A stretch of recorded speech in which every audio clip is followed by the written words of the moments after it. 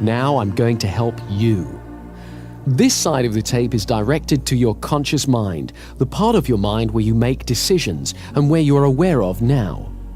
I will explain a number of techniques you must use to create patterns of confident behavior. Use these techniques deliberately until they become habits for you. They will provide a framework in which the energy released from your unconscious will be expressed. Your unconscious mind is all the memory, wisdom, and perception that you're unaware of at any one time. It contains all your hidden potential and inner power. On the other side of this tape is a powerful hypnotic induction, which releases the power of the unconscious mind to give you strength and confidence. It will program your mind for success. You should listen to it only when you can relax safely and comfortably and ignore the outside world completely. Each of us is different. We all want confidence, but we all have different lives to live. I would like you to think for a moment now about what you want confidence for. Take a moment or two to think about that. Where will you use it? What changes will it make for you as you are more confident? Let's take a specific example. Imagine a scene in your head now where you are totally confident. Imagine you are seeing a film right now of a time in the future when you're using your confidence to achieve something you really enjoy. Do whatever you would do if you knew you couldn't fail. Just sit back now and watch yourself achieving excellence. Notice how you look, the expression on your face, the light in your eyes. Notice the life, the grace, and the elegance in your movements.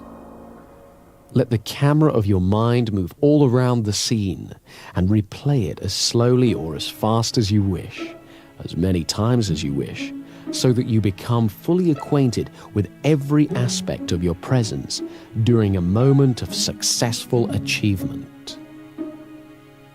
Notice how you're sitting or standing, your expression, and your movement that lets you know that this is a moment of great success. The concentration or happiness on your face, the grace, ease, or commitment of your movements, the sense of mastery. And pay attention here to the sensations in your body, and notice how your body responds to your imagination. Your body responds to all the pictures that are conjured up in your mind, deliberately or accidentally, in exactly the same way. Now, you are going to use this responsiveness. As you continue to visualize this time of confidence, and as you feel the pleasure and power of it, gently and precisely press together the finger and thumb of one hand. Doesn't matter which hand, just do it. Whenever you want confidence, whenever you need to be reminded of your powerful positive potential, repeat that exact same pressure with your finger and thumb, and recall this picture vividly and clearly to stimulate you to be fully in your own power and confidence again. By repeating this gesture every time you think of this image and feel these confident feelings, you are creating an association that will allow you to bring these feelings back whenever you want them. Don't underestimate the power of your mind here.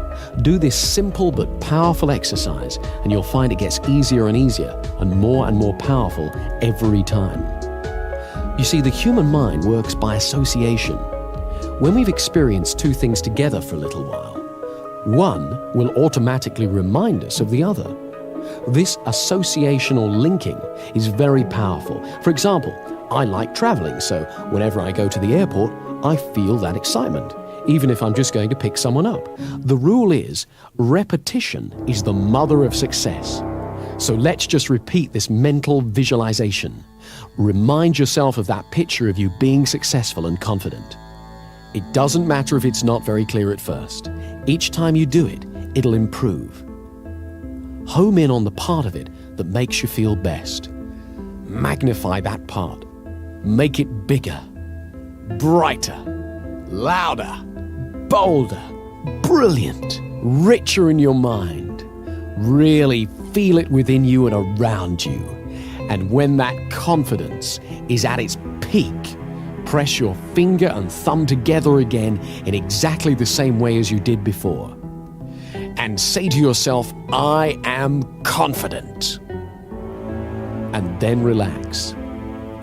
You are making that finger and thumb pressure into a signal to your unconscious mind to call up that feeling of confidence and power within you.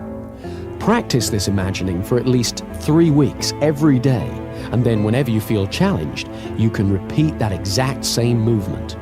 Concentrate for a few moments and access your inner state of confidence. Do it 21 times in a row. Olympic athletes the world over have used exactly this technique to prepare to win their competitions. Now you can use it. You see, we're all born with confidence. Babies are confident. They cry and they expect to be fed. They explore and they have no fear. We all have the ability to regain the confidence we are born with. And one of the main things we have to do, which is ridiculously simple, is just to make room for confidence. People who've lost confidence feel fear, and so they often hurry to get past things or hang back and avoid them. They speak too little or too fast. And when they feel awkward because they're doing these things, they have a tendency to do them even more. To let ourselves feel confident, we need 2 simple qualities: patience and flexible thinking.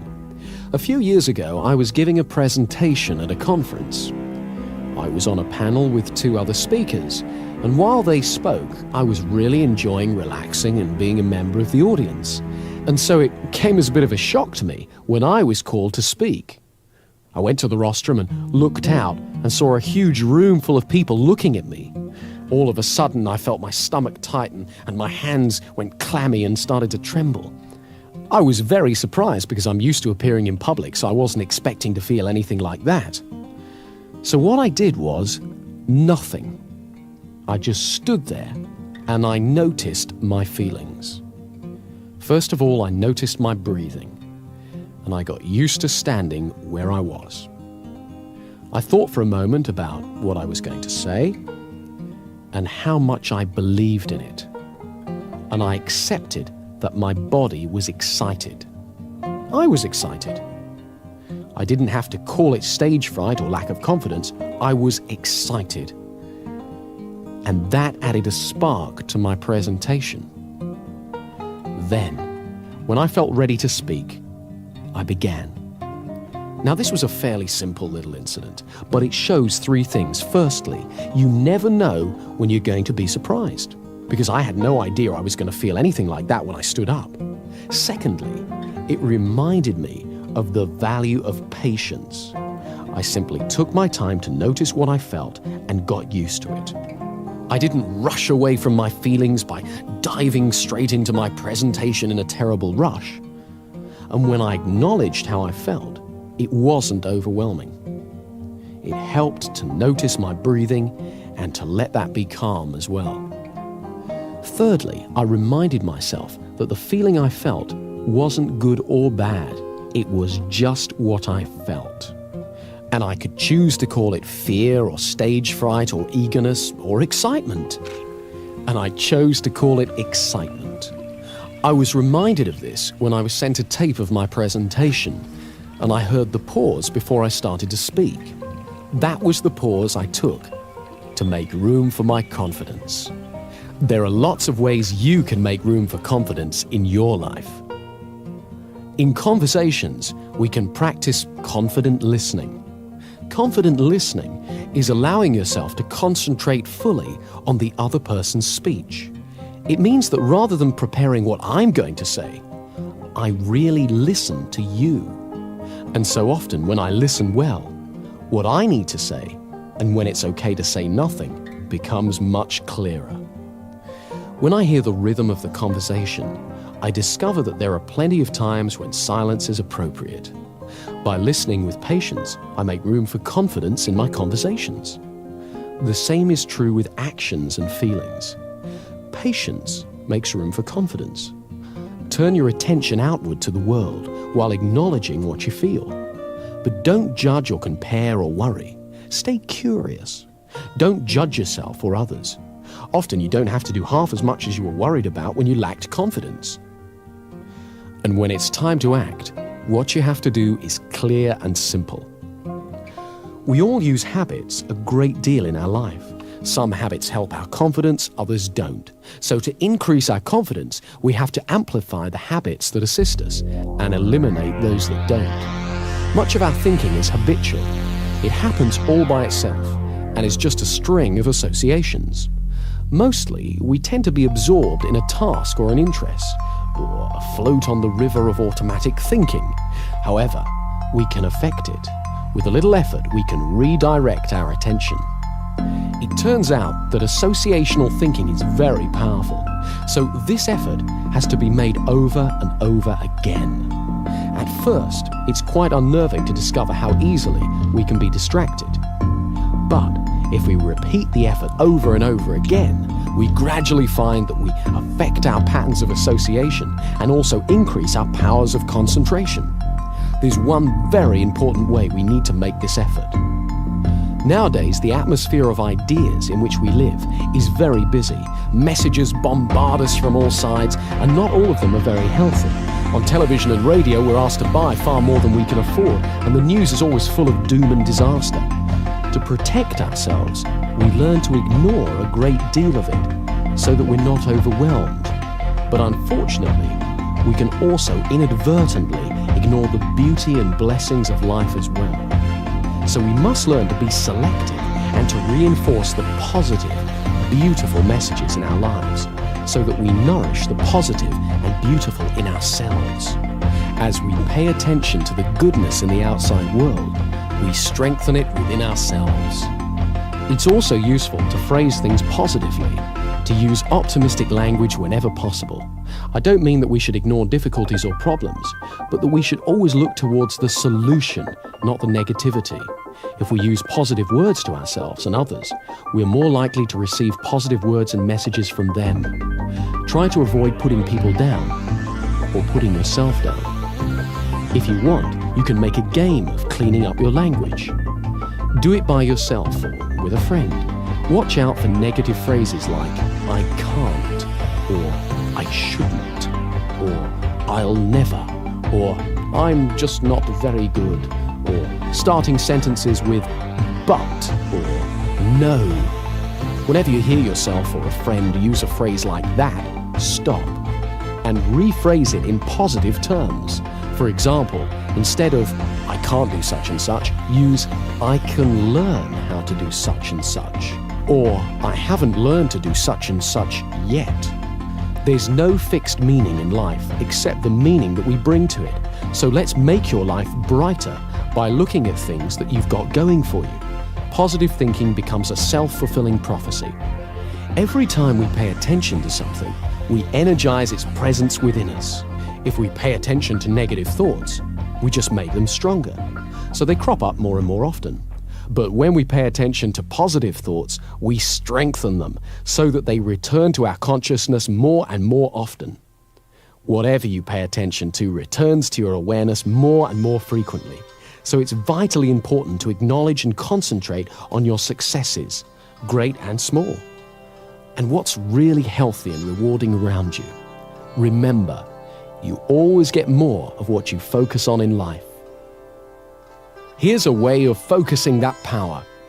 These questions direct your mind to what's positive in your life, so in order to answer them, you have to experience some of the good feelings that go with the answer. Every morning, ask yourself, what do I feel happiest about in my life? Who or what in my life makes me feel most loved? Who or what in my life makes me feel richest? And if you don't know the answers to these questions yet, ask yourself instead, what could I feel happiest about? Who or what in my life could make me feel richer, happier, or more confident? When you were a child, you may have seen a model railway in a shop window. The train would go round and round the window, across the front and into a tunnel, and then out of the tunnel on the other side, across the front of the window, back into the tunnel, and so on. The conscious mind is a bit like the window. We see the train of our thoughts when it crosses the front of the mind, but the train carries on out of sight and pulls whatever we've seen through the tunnel, the unconscious mind. If we put positive thoughts onto that train when we see it, when it's in our conscious mind, it will automatically take them into the unconscious mind again and again. So whenever you think of yourself, think of your successful self, and the automatic, incessant train of our thoughts will take that positive picture of yourself to your unconscious, and slowly but surely, your fundamental view of yourself will improve, and it will become natural to think of yourself as successful, competent, and confident. Another part of making room for confidence in our life is accepting that there is risk. This may sound odd at first. After all, we often wish that we had so much confidence that we could avoid risk. But confidence isn't knowledge. If we know we can do something, we don't need confidence. We can just do it. We only have confidence if we are not entirely sure, not 100% sure of success, and yet we still have a go. That's the essence of confidence. When there's no risk, there's only certainty. Confidence only comes when there's risk. So we must embrace the risk, recognize it, and realize that it has a place in your life. In fact, it is because of the risk that you can value your achievements, because you achieve them in the face of risk. This is why you can feel good about every step on your path to confidence. Each step is a risk, however small. And as you get used to having confidence, you will realize that you get used to having risks. Risks don't go away. We just learn that we can face it and deal with it. And as we do so, we become more powerful. We learn we can achieve our goals, and we become more confident. Let me show you one more thing that increases your confidence, and it's great fun as well. Think of somebody now with whom you don't feel confident. Imagine them walking in your front door. And imagine they've got a red clown's nose on their face and an orange wig on their head. Or shrink them so they're about 12 inches tall. And call to mind the way they talk. If, for example, it's an authoritarian sort of voice, "You stupid, useless person." Make them sound like Mickey Mouse. "You stupid, useless person." Oh, make them have a sexy voice. "You stupid, useless person." Really enjoy making them as ridiculous as you want and get used to this way of seeing them, even when you meet them face to face. You'll find it's great fun, and it really changes how you deal with them. It's very empowering and enjoyable to look forward to the success in our future, and the more we get used to it, the more it happens. I'd like you to close your eyes now and fantasize how things would be in an ideal world. Imagine your dreams have come true. You're doing exactly what you want to do. All around you, you can see exactly what you'd like to see. Everything you hear is perfect, and you enjoy what you feel. And as you do this, where in your body does it feel best of all? Locate the feeling and give it a color. Imagine that color glowing there within you. Now, begin to move that color all over your body and spread that fantastic feeling throughout you. Let it permeate your body. Notice how wonderful you can feel just by using your mind like this. Make sure it's around your legs and feet, stomach, chest, shoulders, arms, hands and fingers, neck and face. Make it truly brilliant. Turn up the brightness, feeling joy and energy surging within you. Now double the intensity of that color again and keep that feeling within you. Wonderful, brilliant, bright, fantastic. When you feel good and happy, your non-verbal communications put you in tune with good and happy people. and help other people feel good too, so you create a warm, friendly atmosphere. With this simple exercise, you can actually affect all the world around you. Do this every day and you'll soon notice how it begins to bring out the optimism and enthusiasm in the people you mix with. Remember, happiness and excitement are contagious. So you're going to direct your attention away from comparison with others, away from the barrage of advertising which plays upon fears and insecurities, and away from negative judgments, and steer it towards a positive appreciation of the world and people around you. This inner glow will help you do that. Finally, remember to walk tall. When you've finished using this tape, get up and hold your head up in a comfortable, relaxed position on your shoulders. Let your spine support you. Imagine that a golden thread runs vertically up through your spine and straight up to the sky, and that thread supports you. Let yourself relax, safely held by that thread. This relaxed, upright stance is the natural position of confidence, and it will soon be as natural to you as breathing. So enjoy it. And to give you a rock-solid foundation for your confidence and power, use the hypnotic induction on the other side of this tape every day for 3 weeks, and as often as you want thereafter. Side 2 is a powerful hypnotic induction that will reinforce all the work you've done on this side and will boost confidence at every level of your mind. Whenever you want to relax deeply and totally, go somewhere where you don't have to be aware of the outside world and use side 2 to go into as deep a trance as you need to. Each time you go into trance, the effect gets stronger. So use it every day for 3 weeks. Use it, enjoy it, and you'll find that as your confidence increases day after day, you'll find yourself doing things you used to dream of. Use both sides of the tape every day until you can really feel the improvement you want.